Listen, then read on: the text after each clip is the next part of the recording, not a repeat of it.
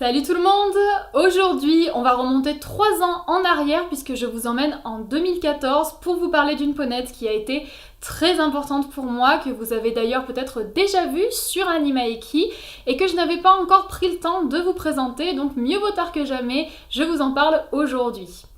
Cette ponette est une ponette de propriétaire, elle ne m'appartient pas, je l'ai juste eue en demi-pension pendant quelques mois et c'est avec elle que je suis allée le plus loin en équitation éthologique, notamment à la monte.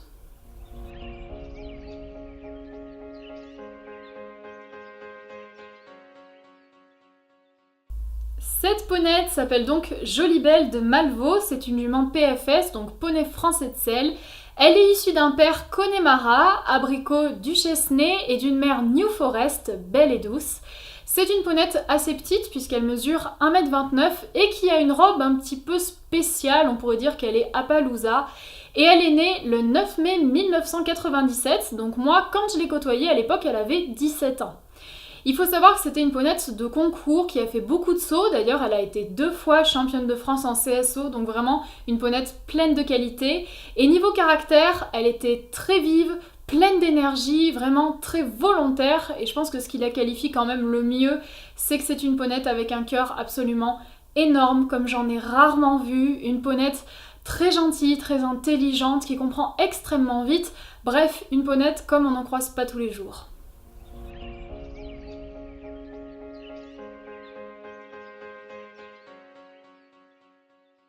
Avec Jolibelle, on s'est rencontrés le 12 octobre 2014 et la première fois que je l'ai vue et quand j'ai commencé un petit peu à la manipuler sur notre première séance, ça a vraiment été un déclic. J'ai trouvé tout de suite que le courant passait super bien entre elle et moi. Du coup, j'ai demandé à sa propriétaire si je pouvais la prendre en demi-pension et elle a accepté, donc on a pu commencer à évoluer ensemble. Alors comme elle faisait du CSO, il faut savoir que Jolibelle ne connaissait pas du tout l'équitation éthologique, elle n'était pas familière du travail à pied et encore moins du travail en liberté par exemple, donc on a appris ensemble. Alors pour recontextualiser un petit peu, il faut savoir qu'en 2014, moi je suis encore débutante, je n'ai commencé l'équitation éthologique que quelques mois auparavant, puisque le premier poney que j'ai manipulé dans cette discipline, c'est Sultan, que je vous ai déjà présenté. Donc du coup, on est un petit peu inexpérimentés l'une et l'autre, et on va se faire progresser mutuellement et avancer toutes les deux.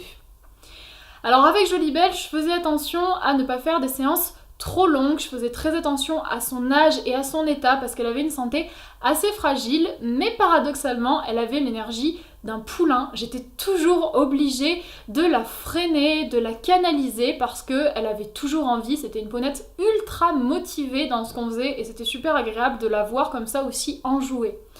Alors l'essentiel du travail qu'on a fait ensemble, ça s'est étalé sur quelques mois, je dirais en automne et en hiver 2014, et on faisait donc du travail en main, du travail en liberté et de la monte. On faisait 1 à 2 séances par semaine parce que je la voyais que les week-ends et pendant les vacances. Les premières séances se sont faites simplement avec du travail à pied en main et un peu de monte en mort et avec la selle comme elle en avait l'habitude. Je me sentais vraiment bien sur son dos et au bout de 2 semaines, j'ai eu assez confiance pour passer à cru. Concrètement, c'était pas grand chose, mais pour moi qui stressais très vite à la monte, c'était un grand pas. La complicité s'installait de plus en plus et j'ai tenté la liberté à pied. Jolibelle était ultra connectée, c'est le type de travail qui lui plaisait le plus et où elle s'éclatait. J'ai pu enlever totalement le licol très vite et on a commencé à bien progresser toutes les deux. Voyant que tout se passait super bien, on a continué à se perfectionner en liberté, notamment avec des passages de petits obstacles et autres embûches, elle adorait ça.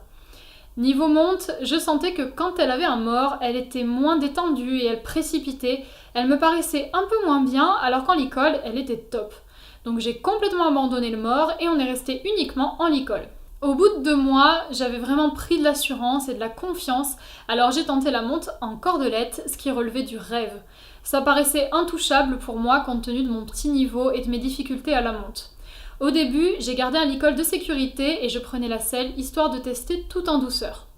La ponette se comportait de façon exemplaire, donc j'ai osé mettre le licol de côté et j'ai pu la monter avec seulement la cordelette, tout en gardant la selle pour m'aider niveau équilibre. Jolibelle était fantastique. Enfin, au bout de 3 mois ensemble, j'ai obtenu de la monte en cordelette et en étant accrue, une expérience magique dont je ne me serais jamais cru capable quelques mois auparavant. Je pense que ça reste mon souvenir équestre le plus beau et le plus fort.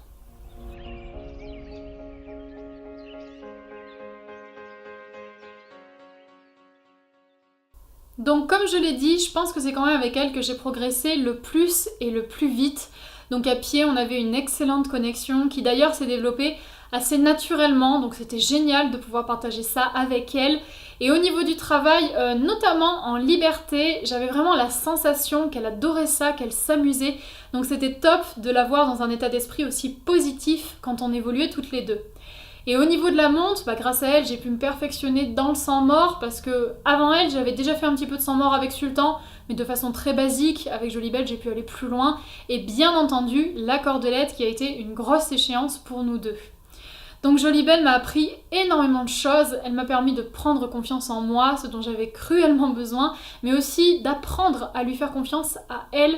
Elle m'a permis de me détendre à cheval, de lâcher prise, quelque chose de très important lorsqu'on côtoie les chevaux, mais également de me dépasser, d'essayer, de tester des choses, et tout ça toujours dans le calme, et je pense que c'est vraiment elle qui a déterminé ma façon de faire aujourd'hui avec les chevaux, où justement je suis toujours dans le calme. C'est elle qui m'a appris à faire baisser la pression parce que certes c'était une ponette très respectueuse, je ne l'ai jamais vue déraper, mais comme elle était très volontaire, qu'elle avait très envie, qu'elle était très motivée, elle avait tendance des fois à monter un petit peu en pression, c'était jamais méchant mais il fallait la gérer et du coup tout en douceur elle m'a appris comment faire pour la faire redescendre en pression et ça a été quelque chose de très important pour moi. Et dernière chose, elle m'a vraiment fait prendre conscience de ce que c'était que la légèreté, parce que ça c'était un terme que j'entendais chez beaucoup de cavaliers, mais je comprenais pas vraiment ce que c'était, je savais pas trop à quoi ça correspondait. Et avec elle, quand notre relation a avancé, petit à petit j'ai compris ce que c'était que la légèreté et j'ai trouvé ça absolument génial. Donc il y a vraiment eu un avant Jolibelle et un après Jolibelle. Avant elle, j'avais beaucoup d'appréhension, notamment au niveau de la monte. J'avais peur vite, je stressais rapidement, j'étais une cavalière pleine de doutes. Et Jolibelle m'a vraiment ouvert des portes. Et je pense que sans elle, aujourd'hui, clairement, j'en serais pas là où j'en suis, que ce soit avec la DAC et Chanel, avec les chevaux propriétaires que je manipule, ou même tout simplement avec Annie Mikey. J'ai arrêté de la travailler quand je l'ai sentie moins en forme physiquement. C'est vrai qu'elle avait des pieds très sensibles, elle avait mal facilement et elle avait des courbatures. Donc j'ai pas voulu la pousser, j'ai pas voulu tirer dessus. Donc je l'ai laissée au pré, je continue à la sortir mais de façon très occasionnelle. Et de toute façon après assez vite la DAC est arrivée, puis Chanel, donc j'avais moins de temps pour elle. Par contre ce qui était super c'est qu'elle partageait le troupeau de mes deux poneys, donc j'ai continué à passer du temps avec elle au pré. Et ensuite, fin 2015, j'ai changé de pension, donc à partir de là, nos routes se sont séparées et je l'ai perdue de vue. Donc concrètement, je l'ai côtoyée qu'1 an, je la vois plus aujourd'hui, donc 1 an c'est quand même très court et pourtant elle reste quand même l'un des chevaux les plus marquants que j'ai pu croiser. Donc je suis vraiment reconnaissante envers sa propriétaire pour m'avoir permis de parcourir un petit bout de chemin comme ça avec cette ponette qui a été absolument fantastique. Et aujourd'hui, Jolibelle restera quand même une exception dans mon parcours équestre et sans doute l'une de mes plus belles rencontres. Donc c'est pour ça que je voulais vous en parler aujourd'hui, donc j'espère que cette vidéo vous aura plu et je vous dis à très bientôt pour une prochaine.